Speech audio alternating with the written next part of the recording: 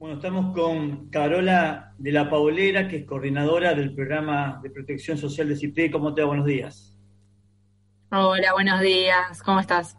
Bueno, por un lado, aumentó la pobreza el 42% en el segundo semestre de 2020, según el INDEC, y está emparentado con el informe que también hace poco tiempo realizó el Observatorio Social de la UCA, que era el 44%. Bueno, quisiera que me diga un poco tu análisis, la perspectiva desde tu área.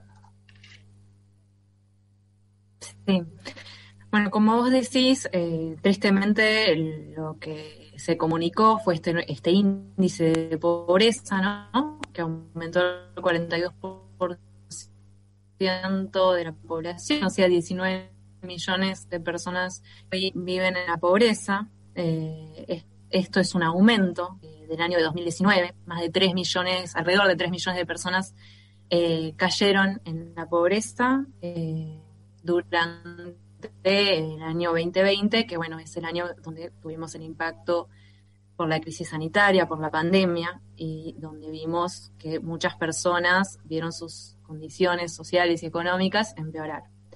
El aumento de la pobreza en este caso se explica principalmente por la caída de los ingresos laborales, tanto por la pérdida de puestos de trabajo como por la pérdida de poder adquisitivo o de los ingresos que se genera a través de un trabajo.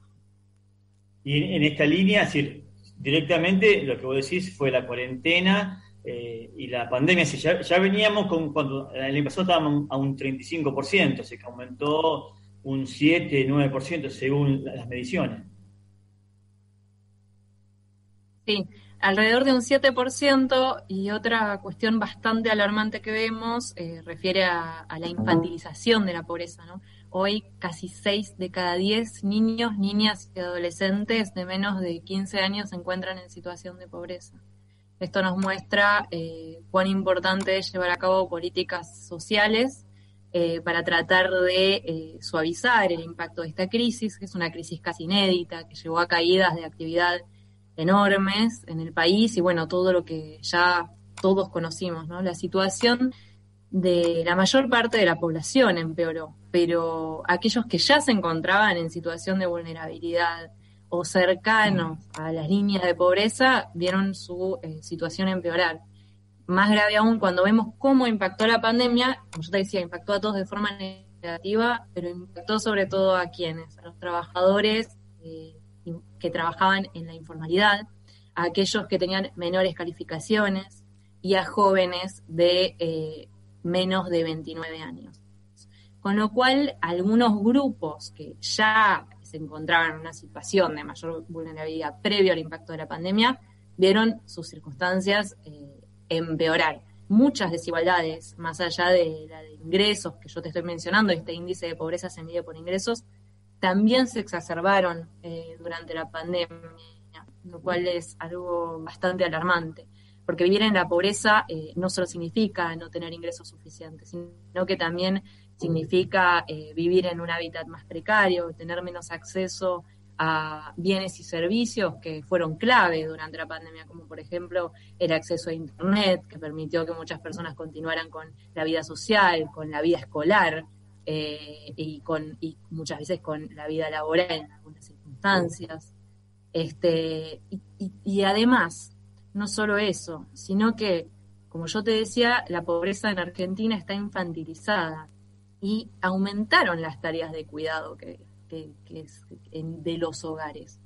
Y eso recae siempre y recayó durante la pandemia principalmente en las mujeres. Entonces, también se acentuaron las brechas de género que existían antes de la pandemia. Todas estas cuestiones, bueno, lamentablemente muestran un empeoramiento. Se llevaron a cabo varias medidas para mitigar las políticas, mitigar esta caída de ingresos.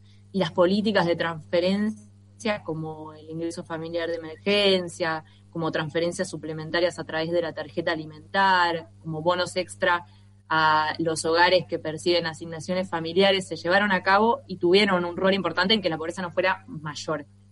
Pero sin embargo no sirven para contrarrestar una caída tan fuerte como la que vivimos en este contexto de crisis por la pandemia. Pero también en ese contexto, Carola, está también dentro de la vulnerabilidad de los más pobres y de los chicos, de 6 de cada 10 chicos son pobres, la violencia familiar, la alimentación inadecuada, digo, un combo que no permite el desarrollo saludable, ¿no? Sí, es un combo de vulneraciones que se entrelazan, que se cruzan y se refuerzan entre sí. Entonces, es central abordar la reducción de la pobreza con una estrategia que considere las múltiples dimensiones de vulneraciones que perciben estos hogares.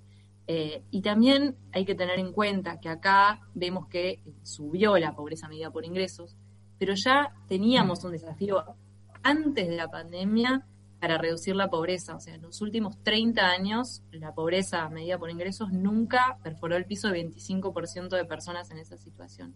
Aun cuando la economía estaba bien, aun cuando se crecía. Hay una relación estrecha entre actividad, crecimiento económico y pobreza, donde generalmente, cuando mejora la situación económica, también se disminuye la pobreza. Pero no es solo a través del crecimiento, sino que esto tiene que verse complementado por otras políticas que justamente vengan a buscar romper con esta cuestión de reproducción intergeneracional de la pobreza y a muchas vulneraciones más estructurales que hacen que las personas no tengan mayores dificultades a salir de la situación de pobreza. Y en eso está, sí. Y en ese sentido, a ver, es importante el tema de los planes que mencionaste, pero ¿cómo recuperar trabajo digno? El año pasado con políticas que muchos consideran erráticas, con esto de cierre de horarios, lo que va a pasar ahora otra vez de nuevo, digo, cómo fomentar el trabajo y al mismo tiempo generar la cultura del trabajo, porque por ejemplo, vos recibís un plan de estudio y tenés la posibilidad de trabajar y no son pocos los que no quieren trabajar porque viven cómodamente con el plan, digo, cómo romper este paradigma de alguna manera.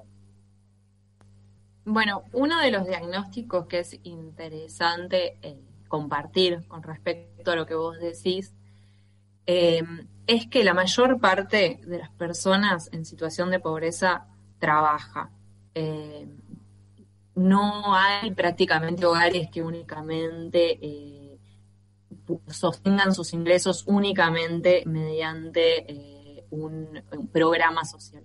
¿Sí? Lo que sucede, las personas trabajan en condiciones de baja calidad, se insertan en sectores de baja productividad, entonces aún trabajando no llegan a alcanzar los ingresos suficientes para salir de la pobreza. Lo que sí vemos que es interesante y es un camino a explorar para la reducción de la pobreza es que, como yo te decía, las brechas de género se acentúan mucho más en los hogares de más bajos ingresos. Y esto se relaciona con las tareas no remuneradas de cuidado que por lo general llevan a cabo las mujeres en esos hogares. Entonces, un camino interesante a explorar es todo camino que fomente mayor participación laboral de las mujeres en el mercado de trabajo y cómo compatibilizar estas actividades de cuidado con la inserción laboral.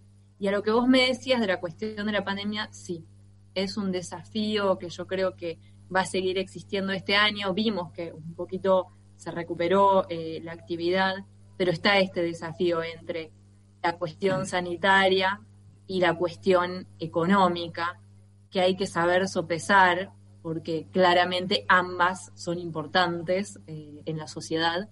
Y bueno, todas estas cuestiones que yo te digo, que en una crisis casi inédita entran en problema, digamos, deben ser consideradas, ¿no? En esa línea, Carola, ¿cómo trabajan desde CIPEC? Digo, con el gobierno nacional, los provinciales y municipales, ¿de qué manera, con qué proyectos? No, trabajamos en diversos proyectos, en muchos temas, temas que tienen que ver con, por ejemplo, recientemente organizamos unos diálogos de protección social en conjunto con el Ministerio de Desarrollo Social, donde se discutieron durante la pandemia bastantes cuestiones para cómo tener pisos de protección social en este contexto, pero también trabajamos otras cuestiones en temas de educación. Ahora, nosotros pensamos y defendemos que es muy importante tener en cuenta que la pobreza requiere una estrategia multidimensional que se lleve a cabo en el mediano y largo plazo en Argentina y avanzar más allá de los vaivenes económicos en su reducción y en atacar a estas cuestiones más estructurales que yo te mencionaba.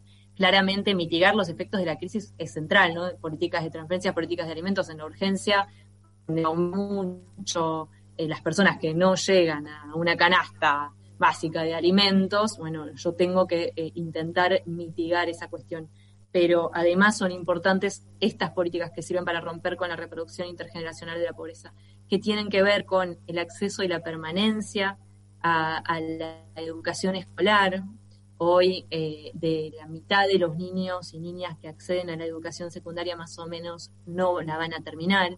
Y eso se relaciona con cuestiones de que sobre todo se acentúa en los hogares de la pobreza porque se acelera la necesidad de insertarse rápidamente en el mercado laboral y ayudar al hogar a alcanzar ingresos, y también tiene que ver con las tareas de cuidado que muchas veces recaen en niñas jóvenes que para ayudar en el hogar deben abandonar sus estudios. Entonces, todas estas cuestiones que se entrelazan deben ser tomadas en cuenta porque todos sabemos que eso es uno de los ejes. Otro eje central es el de los...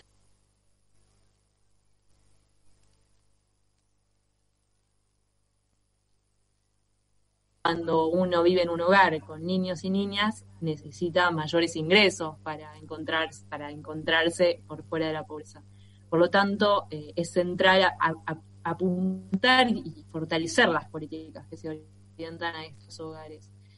Por una cuestión no solo de que hoy se están vulnerando, que es la principal, se están vulnerando derechos de niños, niñas y adolescentes que son esenciales para su desarrollo, pero también esto es necesario para si uno se sienta a plantear un desarrollo en el futuro del país a nivel económico. Por último, Carola de la Polera, el futuro es por demás incierto, con mucha incertidumbre, negro entre comillas, porque en la década del 70 teníamos el 4% de pobres, hoy tenemos el 42, 44, en 2001 llegó al 50 o más.